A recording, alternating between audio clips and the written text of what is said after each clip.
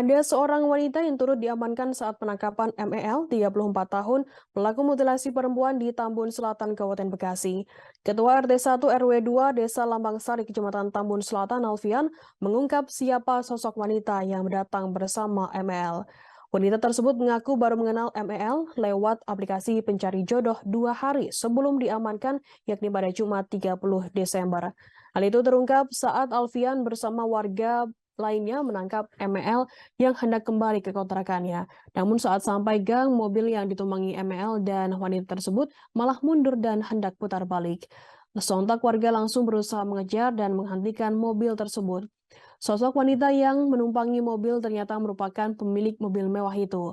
Wanita berparas cantik itu mengaku baru mengenal sosok MEL selama 2 hari melalui aplikasi pencari jodoh.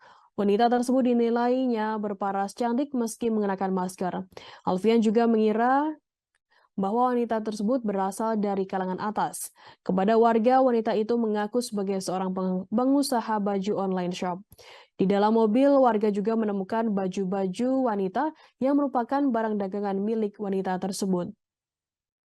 Dikarenakan tak terlibat, wanita itu tetap berada di dalam mobil saat ML diinterogasi polisi di kontrakannya. Meski wanita itu harus baru mengenal ML, ia langsung diajak untuk menikah oleh pelaku mutilasi wanita itu. Sebelum ditangkap, di dekat lokasi keduanya mengunjungi keluarga wanita yang terletak di Tangerang. Wanita itu menjemput ML di kontrakannya pada Rabu 29 Desember sekitar pukul 18:30 waktu Indonesia Barat. MEL kemudian dikenalkan ke keluarga perempuan tersebut yang bertempat tinggal di Tangerang. Namun saat itu MEL mengaku masih bujangan dengan bermodal KTP lama. Mereka baru kembali ke kontrakan pada pukul 23:30 waktu Indonesia Barat dan langsung ditangkap oleh warga sekitar. Wanita tersebut kaget mengetahui adanya potongan tubuh perempuan yang disimpan di 2 box kontainer di dalam kontrakan MEL. Alfian menjelaskan bahkan wanita itu terlihat sangat tertekan lantaran sebelum menuju kontrakan pelaku memintanya membawa 1 box kontainer beserta 2 koper kosong.